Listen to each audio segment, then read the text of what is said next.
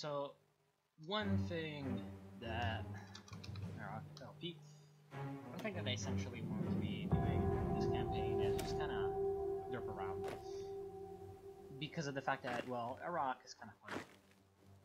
I've tried it in one game and I've had a little bit of fun, so you can see why you'd want to do it. Now, I'm definitely gonna want to do this and this, maybe. I'm pretty sure I want construction, but I also want support equipment. First, in terms of construction,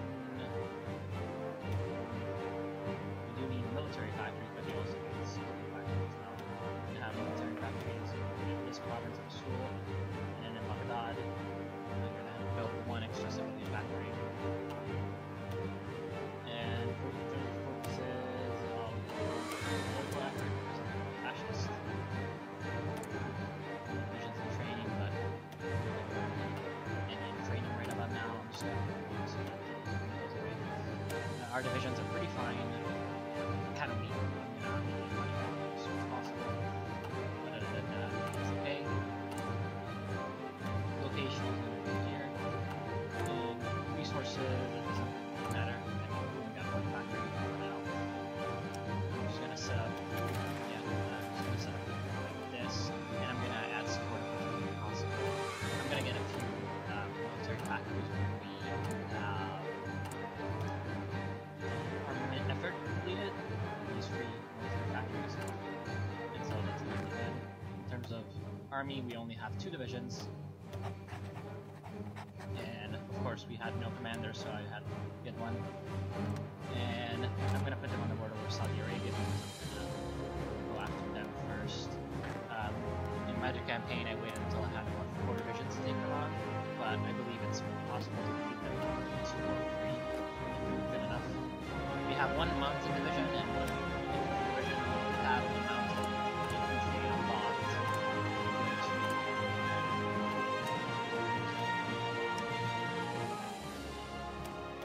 Go to tech. I believe we do have mountain infantry unlocked. Yes, we do, so we can actually go and train more. Eventually we're going to do that. Our manpower situation is okay. It could be worse. We're going to be spending a lot of political power getting more volunteer, getting more conscription laws going, but let's just go. It's going to be interesting. Of course, historical AI is off.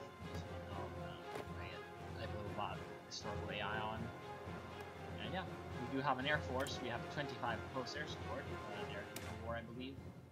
Yeah, close air support 1, which are fine.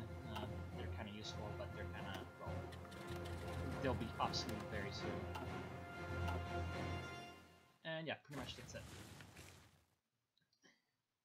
So, 4 more campaign plans in terms of videos that I'll be uploading. I'll be working on a Communist China playthrough soon enough, and I'll continue to upload more Nationalist China. I guess they will be intermittent with each other, and I don't expect this campaign to take too long, because at one point probably the Allies are going to decide that, you know, I need to die, and, well, they're going to basically come in and destroy me. But I'm going to try to, you know, take over as much territory as possible before that happens, have a bit of fun.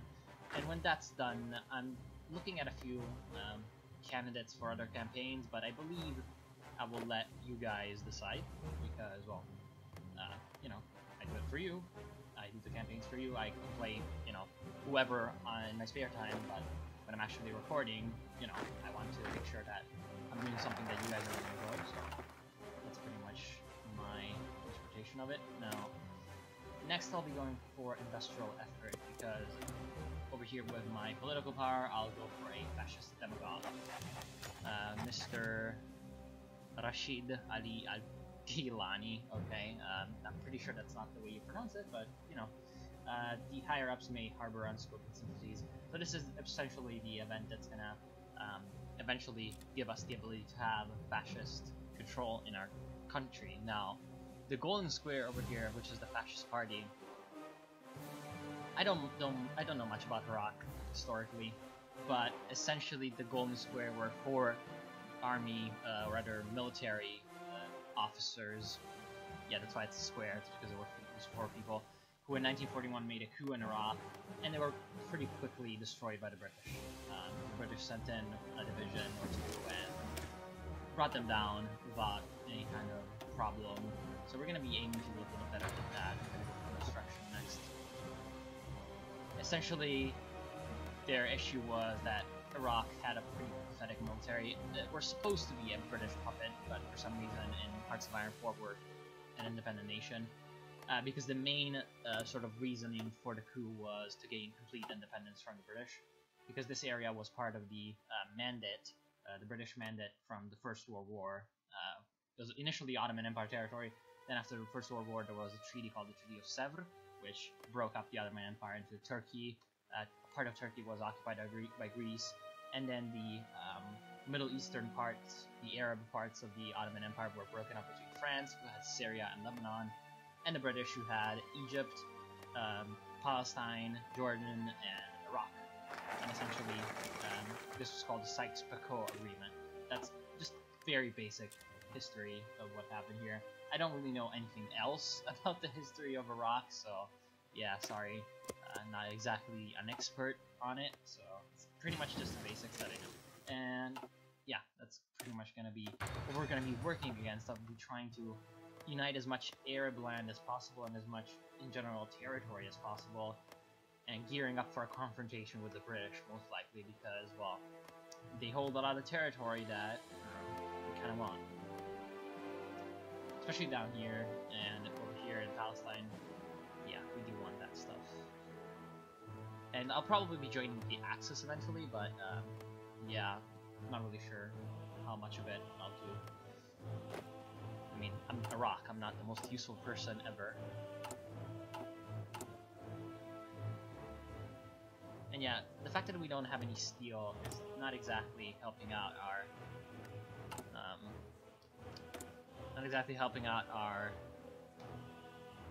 how should we say, production? Yeah, pretty much. Well, I'll trade a little bit of steel with France, and I'll... So what should I go for next? I would kind of like a captain of industry, but we don't have one. So I'll go for a military theorist. No, an industrial company. Next I'll go for a military theorist. The reasoning for that is because, of course, eventually I'll have to start going for the land auctions. I'll go for, I believe, superior firepower. In my opinion, superior firepower is by far the better one. Of the trees, unless you have a lot of manpower. If you have a lot of manpower, definitely mass mobilization or deep battle over here and a mass assault is better. Mobile warfare is good if you're like Germany or the USA, where you can, you have the production capacity to produce a lot of tanks, but yeah, I guess the Soviet Union can also do mobility focus, but I'm guessing the Soviet Union can also benefit from deep battle a lot. Depending on which tactics you get in deep battle. Actually, I haven't looked at it. Over here, land doctrines. You get relentless assault, blitz. Yeah, elastic defenses. Pretty much get the same stuff as you get mobile focus, but more geared towards Soviet things. Now, this was concentrated industry. Okay, that was quick. Probably I'll start on the land doctrines. Or maybe go for support companies? Or maybe even go for support weapons? No, I'll go for the land doctrines. The reasoning I think that superior firepower is pretty much the best one is because, okay, just look at this. All frontline battalions soft attack plus 20%, which is like insane. You get 20% more damage against soft targets. That is already amazing. Then infantry plus 10 organization, defense plus 20%. Then you have a choice of either going for support battalion, support battalion increases with 10 organization and 25% soft attack, and 2 doctrines, and then recovery rate for artillery, which is not that great, but then plus 10% soft attack for artillery is amazing, because artillery has a huge amount of soft attack. Then later on, if you have a lot of air force, you go airland battle. If you have a lot of sort of ground forces, you go for shock and awe. Shock and awe, of course, being very good because at the end you also get the breakthrough tactic and the just in general awesome bonuses to artillery. Like here, soft attack plus 5% to your entire army. That's just amazing. And yeah, that's pretty much it. What was I doing? Pretty much nothing. Just waiting for my focuses to come up. I'll be going for some armament efforts. And also I want to put a production line for support equipment.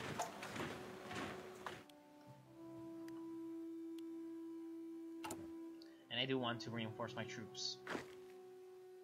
Because eventually, once I'm able to exercise them, Spanish Civil War is going, I'll start to exercise, and I do want to eventually go up to a third line of free battalions. So just have a sort of normal division of free regiments with 3 battalions each. And then I'm going to have a couple of artillery regiment or other battalions supporting that along with support companies. That's pretty much going to be my division setup.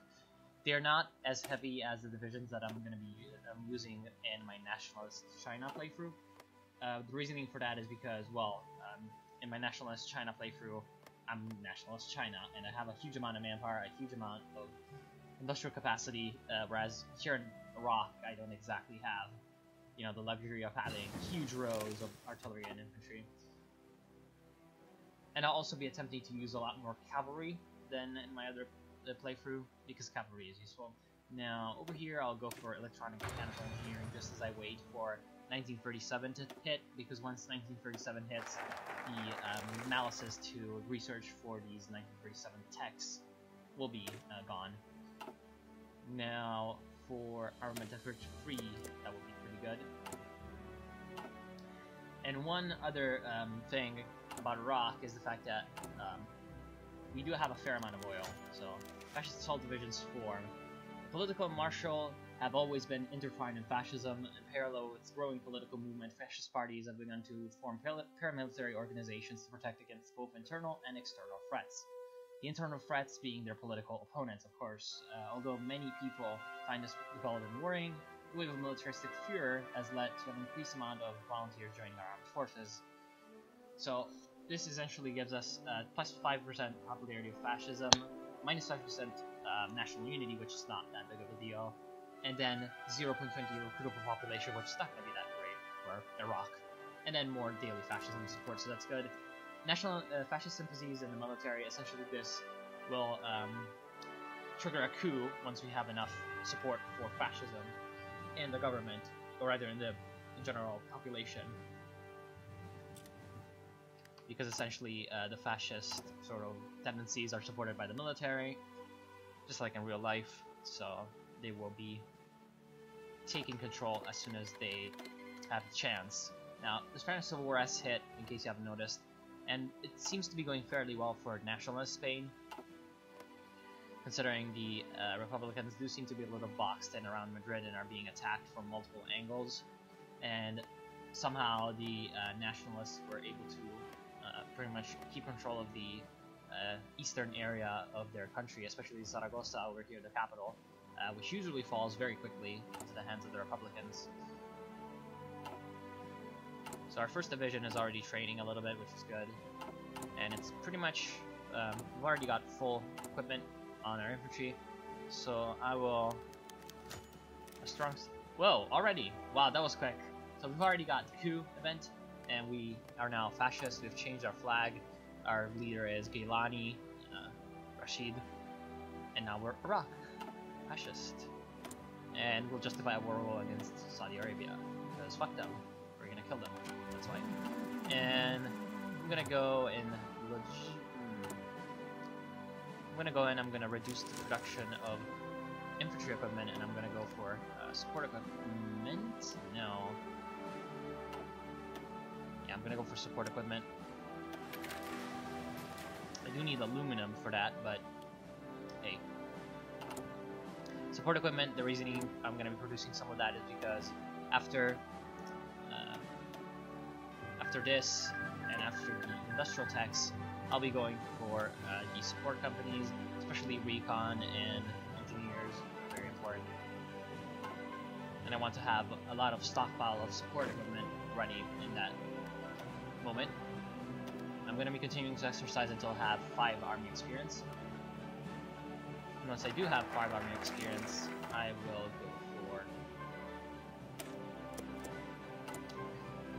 will go for a nice editing of my divisions.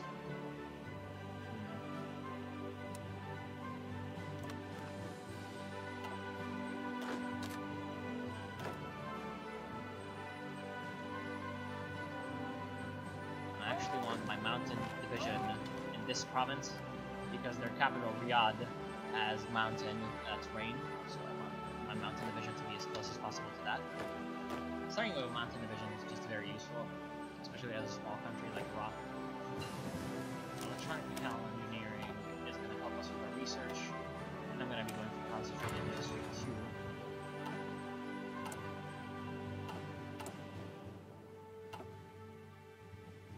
They do have 5 experience. I also have a lot of political power. I will be going for the military theorist. It's going to take a while to get up enough sort of points to have our war goal, and so that's pretty much going to allow us to. Wow, is Saudi Arabia literally going for liberty ethos? Wow, that's funny. That is very, very funny. Saudi Arabia, the most free country on earth.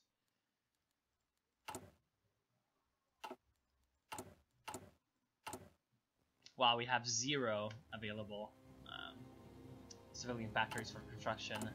That is very nice. That is very, very nice. With construction effort, we're gonna have enough, so it's not too big of a deal. And I'll be going for an edit on my troops.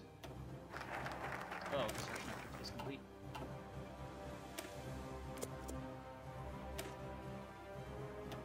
Whoa, I can actually add support artillery. Oh, that's pretty good. I might actually be wanting to do that. Yeah, I'm gonna want to do that as soon as possible. So I'll actually,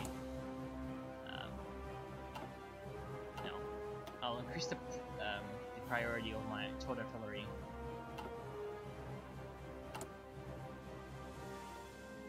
In the meantime, I'm gonna keep these smaller divisions. Yeah, not having artillery for the invasion of Saudi Arabia is not gonna be good, but I doubt that I'll be able to get out enough artillery to equip my army. So that is a possibility for me. Now, I'll edit the front line. And I'm going to assign something to it. With the doctrines that I'm researching, we're going to be fairly superior to Saudi Arabia. I don't think they're going to be having that many doctrines ready for their army. They only have 3 divisions. We've already got 4, so we've already outnumbered them by a fair bit, which is good. We're starting to build up quite a good surplus of equipment, so I'll actually be going for the increase in division size. Yeah, I'll save, which is gonna drain my manpower by a fair bit, but hey. Can't have everything. Come on. But we do have 5. Okay, good.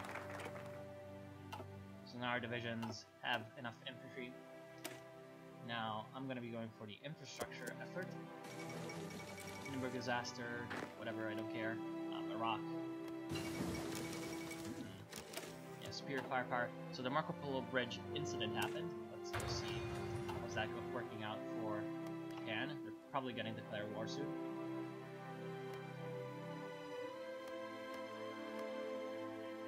So we're low on manpower, but we're going to be working on that soon enough. Infantry equipment designer is going to be very important for us.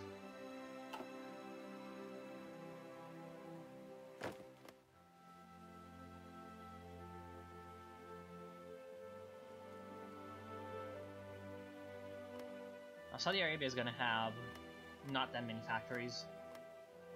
Looks like at maximum 4, but I'm guessing mostly 2 is going to be what we find in Saudi Arabia. But then after Saudi Arabia, we're going to be able to go after Yemen, who also have a few factories available for us.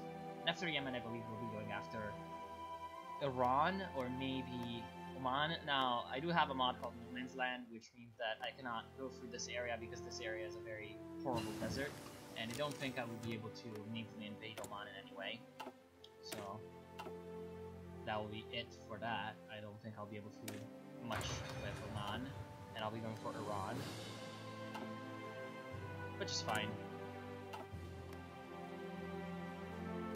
Now, I'll be fabricating on Yemen from now on, because essentially when we finish the claim on Saudi Arabia, and when we finish Saudi Arabia, Yemen is not going to be that big of a deal to defeat. Yemen is not exactly the most powerful country. They're going to have at maximum 3 divisions. Now, I definitely want the rush for the research slot and not for anything else. So we do have the war in the east going on. I'll be keeping a close eye on it. I definitely want to see what happens without human intervention. The future belongs to Iraq.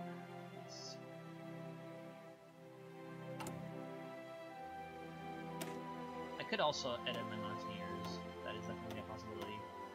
While I'm waiting for my support companies to be researched. Oh, rolling on.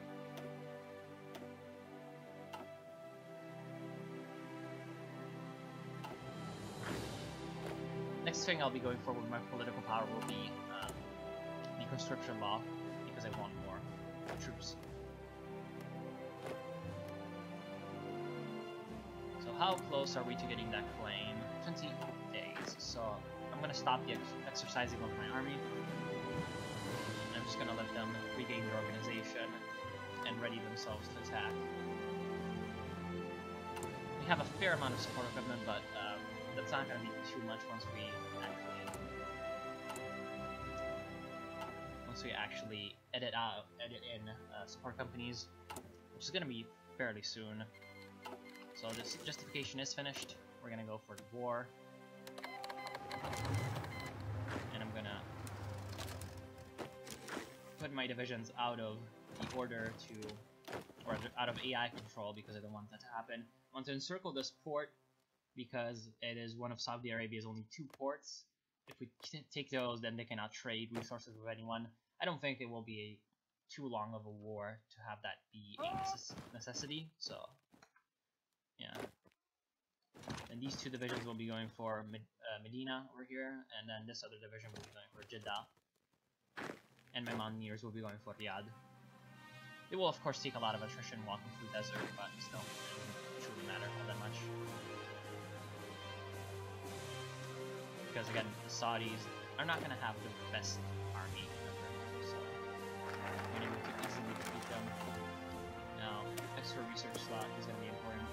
We're actually getting attacked by them because they're bringing up their cavalry to defeat us, but they're not too much. Of course, here it's mountains, so my mountain infantry have a huge advantage over theirs.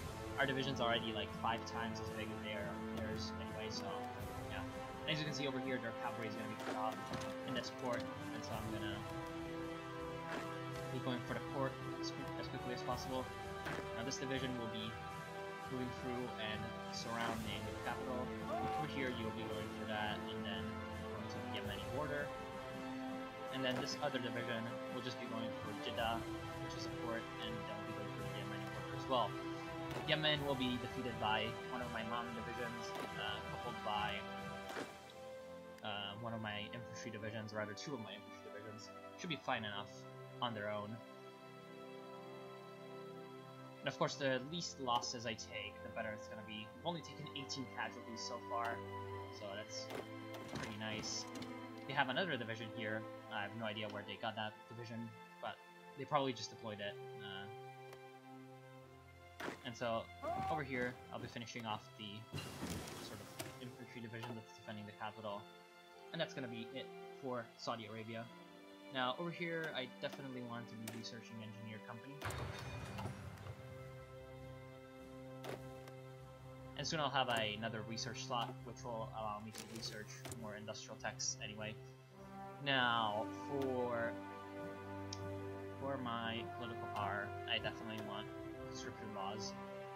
Unfortunately, I cannot go for extensive, but I'm going to go for limited. That's going to give us 25,000 men. Not exactly the best, but not the worst. I'll be positioning one of my troops over here. So, yeah, there's ours, and we're gonna Saudi Arabia. So, I'm gonna send my Mon division down here. Actually, no. So you're going like that. You're gonna be going like this. And you three are gonna be the front line. And then you two. Well, you two plus you can go on the Iran front line.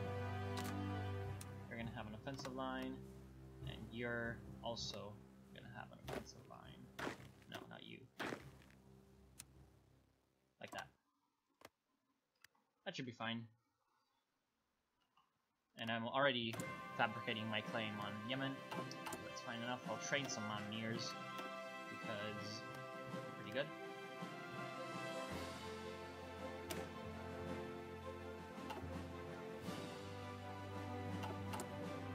Now, what did we get from Saudi Arabia? We got 1 military factor, 1 civilian, 0. So that is not exactly the best thing ever. But it's better than nothing. Now, I have no idea why it's like that. There we go. So we're starting to produce artillery, which is excellent for us. Now, we do need more steel, more tungsten, and more aluminum. But so far, we don't really have that many civilian factories, so I'll be essentially waiting on that, because I do want to have some constructions happening. Once I'm finished with my second research slot, I'll be going for construction effort 3 to get some more civilian factories now. Who has capitulated already, which is, well, quite hilarious because, well, China is going to do fairly well, it seems. The Japanese have landed in Shandong and Fujian, so yeah, that's pretty interesting, but yeah, not going to be too great for Japan. Now, with my third, yeah, I'll be going for support weapons 1. And once engineer company finishes, I'll be switching this tech team over to researching industry. Wow, there's already 36% world tension thanks to the fact that Japan declared war on China. It looks like, yeah, that was mostly Japan's doing. We also have, yeah, pretty much Japan. Over here, the Spanish Civil War actually has turned a little bit. The problem in Spain is doing very well now. They have taken both Zaragoza over here and Extremadura, which is the new capital of the nationalists.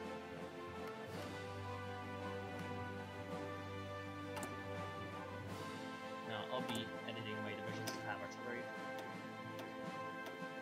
which will skyrocket our need for artillery. Of course, 160 pieces is not exactly what we do have, but it's what we're going to have eventually.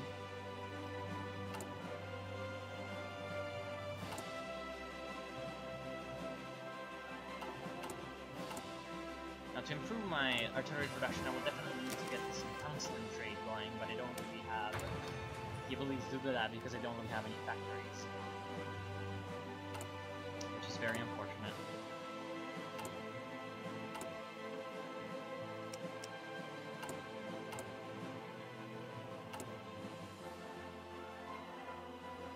We're also lacking a lot of steel, which is a bit of a shame, but hey. Construction effort 3, excellent.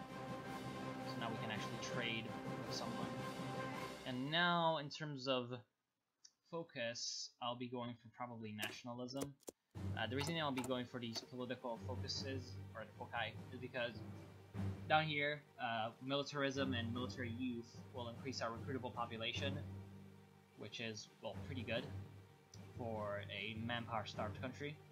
And that's kind of one of the reasons that fascist countries are just so strong in this game, because you can get those foci with the very excellent manpower increases. Now, how is the Yemen claim going? In a few days. So I'll be starting to work on Iran's claim.